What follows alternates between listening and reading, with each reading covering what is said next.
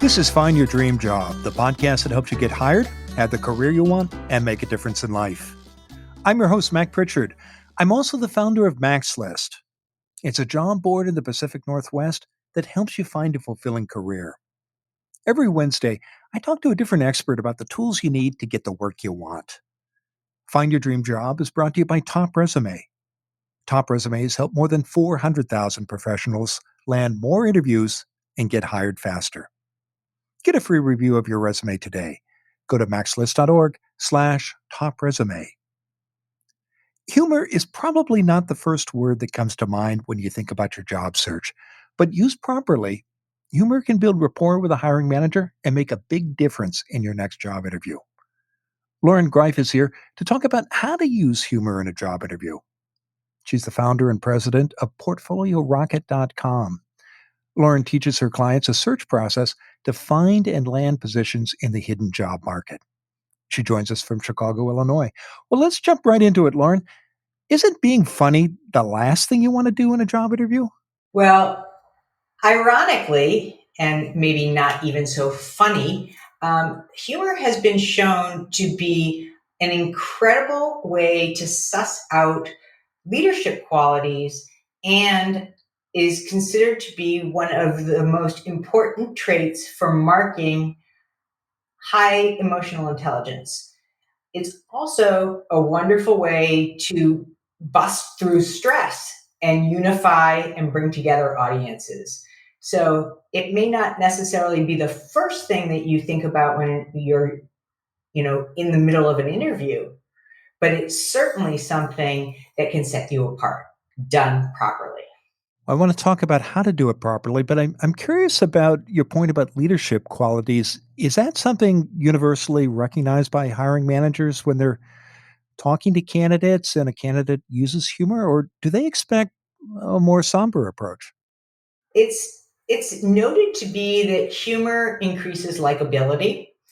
It creates an opportunity for you to level the playing field and also remove any kind of maybe anxiety or tension within the rooms. And all great leaders, and a leader isn't necessarily somebody with a big title. It means that you have leadership qualities. You're able to help people see your vision or persuade them to join in a mission that you might have. And that can be done very effectively with humor. And this is from studies that have been done and conducted by, it was noted in Harvard Business School Review and a number of other studies that were done by Robert Half. You mentioned, Loren, likability and persuasiveness, what a difference humor can make. How about in building rapport? Is humor useful there? 100%.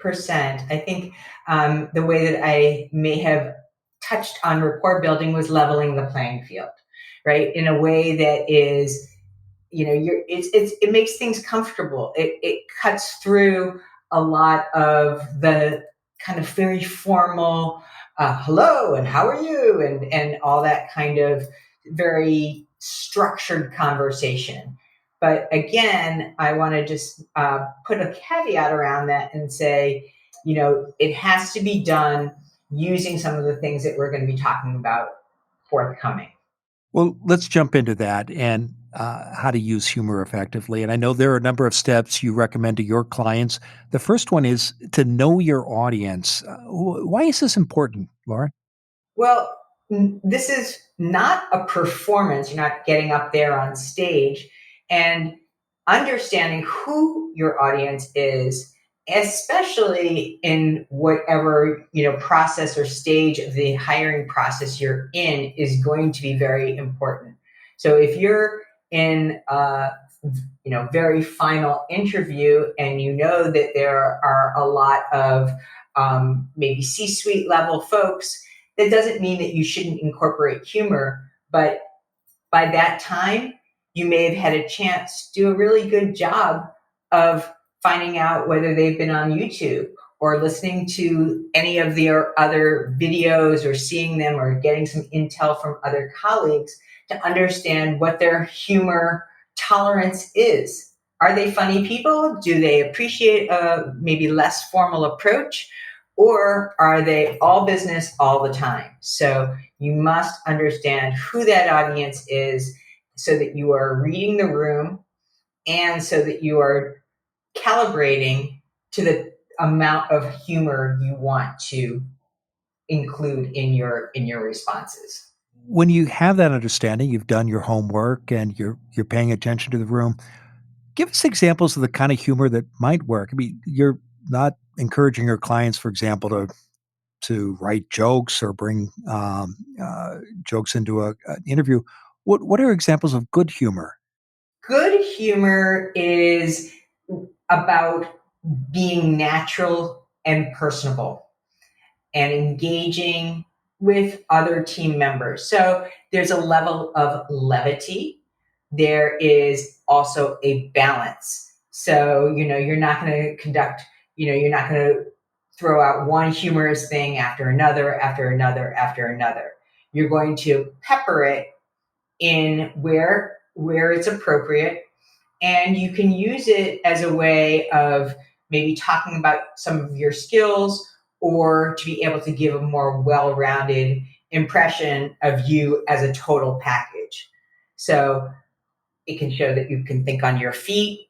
It can lighten up something that might be, very heavy or loaded, but it's there to be creative and endearing. And are you uh, again just looking for examples here? Are you looking for is this self-deprecating humor that is going to work in a high pressure situation like a job interview, or can you share a story perhaps of a client who's used humor successfully in an interview and what that person did? Sure. So I have a, a client who very much wanted to work for a gluten-free food company that makes mixes for cookies and cakes and all of that. And as part of her um, in-person coffee, she created a cereal box, or actually it was more like a cake mix box, and she used herself as part of the recipe for the cake. So she took herself, and it was very tongue in cheek, but it was lighthearted. It wasn't making fun of any of the ingredients. It was just in a very playful and it was charming. It was certainly a level of uniqueness and disruption, but not in a way that would ever be seen as offensive. And how did she know that would be effective? What kind of research did she do, for example, and to know her audience to know that that would not land flat? Great question. What she did was she had seen some of the other marketing material that they had put together, and it all had a wink to it. It all had this kind of little charming and very, very personable wit to it. So that gave her the permission to go ahead and do that herself. So it was well matched. And I'm curious, what kind of reaction did she get? So she is currently working for that company. She absolutely is. They found her approach to be refreshing. I think that they loved that she wasn't taking herself so seriously. I mean, you're talking about cakes and cookies. So it's probably a good thing that she wasn't all, stiff. But I think that it certainly gave her a way to differentiate herself amongst her peers and to be able to strike the right humor tone. Oh, terrific. Well, Lauren, we're going to take a quick break. When we come back, Loren Greiff will continue to share her advice on how to use humor in a job interview. Stay with us. Good humor and a great resume make for an unbeatable combination. But is your resume as good as it could be? Go to maxlist.org/top resume. An expert at Top Resume will review it for free. Go to maxlist.org/top resume. You'll get specific suggestions you can use to fix your resume right away. Or you can hire Top Resume to update it for you. Go to maxlist.org/top resume. Now, let's get back to the show.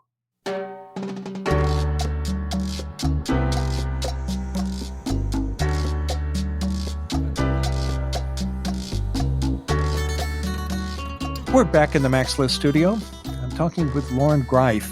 She's the founder and president of PortfolioRocket.com. Loren teaches her clients a search process to find and land positions in the hidden job market, and she joins us from Chicago, Illinois.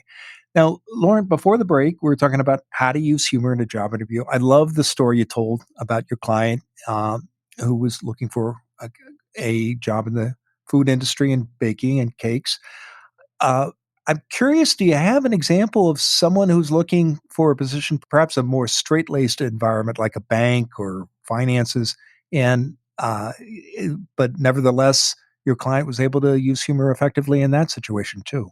Yes, and those are much more of a opportunity to build in some practice. So I do want to just make mention that if you are going to be using humor and you want that piece of yourself to be front and center and incorporated in as your whole self, I fully applaud that. Of course, you're going to know the audience. And in this case that I'm about to share with you, the candidate was interviewing with the chief information officer of an incredibly large IT company. It's, I think, number 3 or 4 on the Fortune 50. And fortunately, he did a similar thing, and he noticed that this CIO he had a deadpan affect. He was as tight as a drum, very hard person to read. And so he realized that while humor was important, that he wasn't going to go all in. So he really, again, was able to size up his comfort level to not sacrifice who he was and who he is in his career, but also make sure that it was well matched to this person's affect in the way that he conducts business, which is very much a heads down approach. So it ended up that he was using humor in less frequent portions of his storytelling and in his experience sections, but also mostly when it came time to things that were a little bit more on the rapport building or Q&A side. So he left the meat, which was the hardcore information, as, without the humor wrapping, and used it more on the more personal ends. What did he do or say when he was using humor? What he used was something about the weather. He was doing something he was in Seattle, and apparently he had to go buy a poncho in order to get to the interview, and he showed up, and he wasn't exactly dry. And so he made a joke about how he didn't realize that the poncho wasn't really a tent. So he kept it very. I mean, it may have been, just a note, to the fact that he wanted to explain why he was even a little wet. So this gave him a little bit of a, again, self-deprecating, tongue-in-cheek way of handling the fact that he did not look like the most professional person in the world with his suit wet. I love that example because some people in that situation might worry that they're making a terrible impression and there's no way to recover. For him, it provided a fresh start, didn't it? Totally, totally, because everyone's been there. Everyone's been there. We've all had an umbrella break or something happen where you want to look your best and you show up and you don't necessarily feel your best. Well, we talked about knowing your audience. That's an important step you recommend to your clients when considering how to best use humor.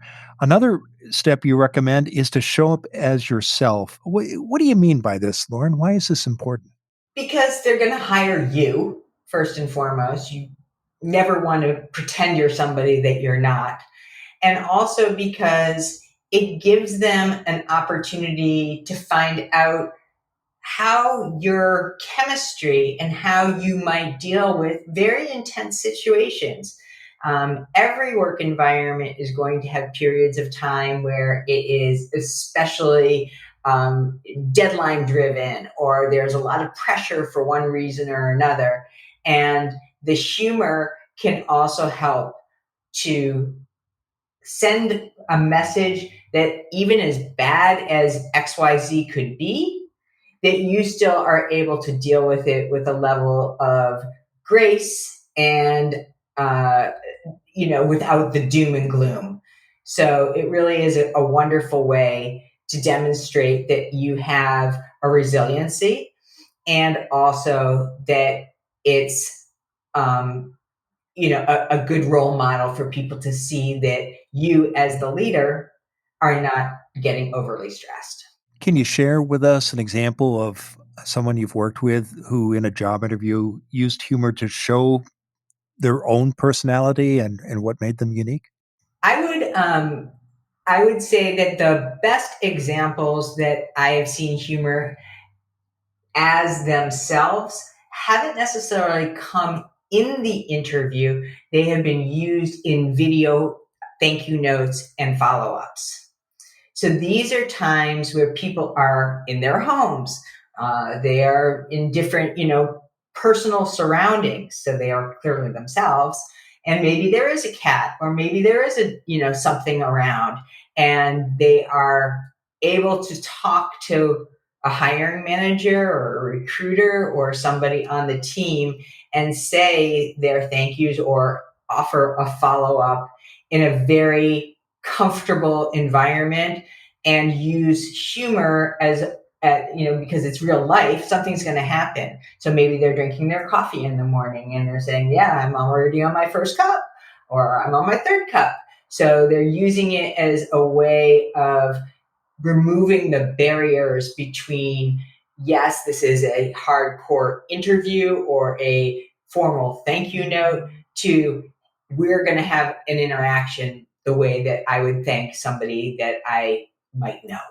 A final point I want to make sure we get to is that you encourage the people you work with to recognize that humor is different in different cultures.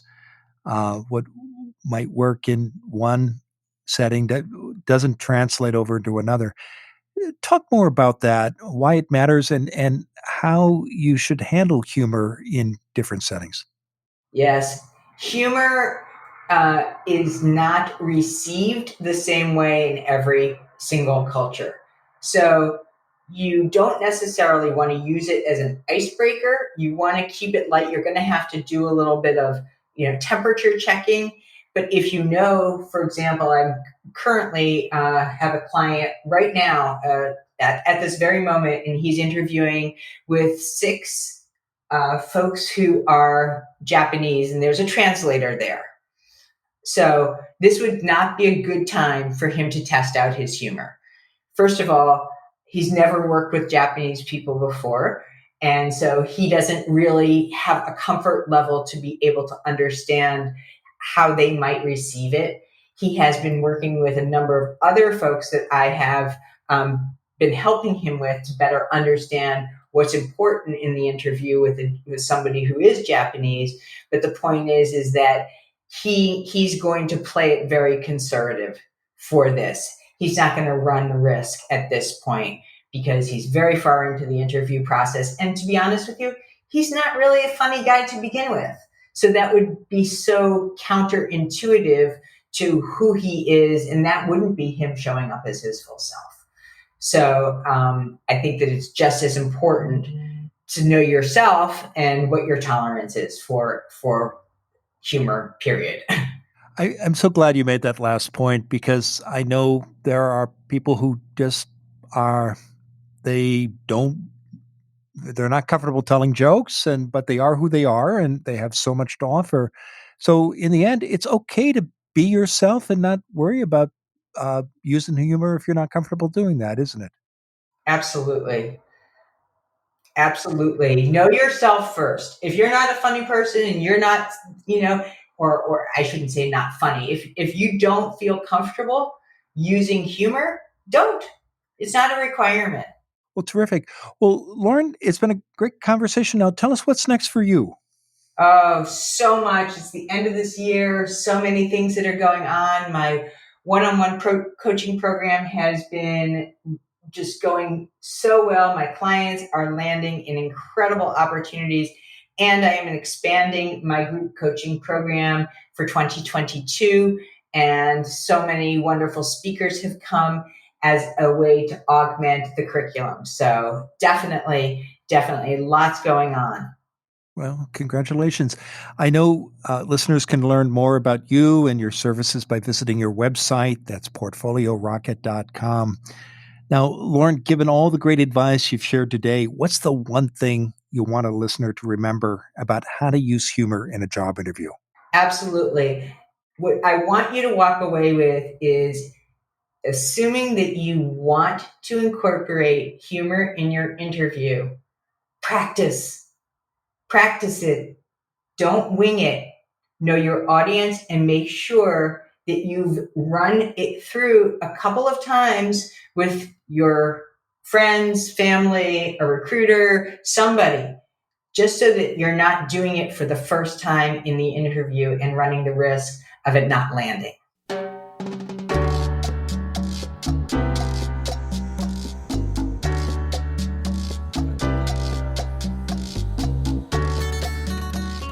Make sure you never miss an episode of Find Your Dream Job.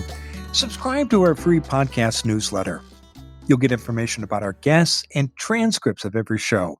Go to maxlist.org/newsletters. Again, that's maxlist.org/newsletters. Next week, our guest will be Renata Bernardi. She's the host of the Job Hunting Podcast. Renata is also the creator of Job Hunting Made Simple, an online course and coaching program for executives. We're approaching the second anniversary of the COVID-19 virus, and Renata says that the pandemic has permanently altered how you look for work.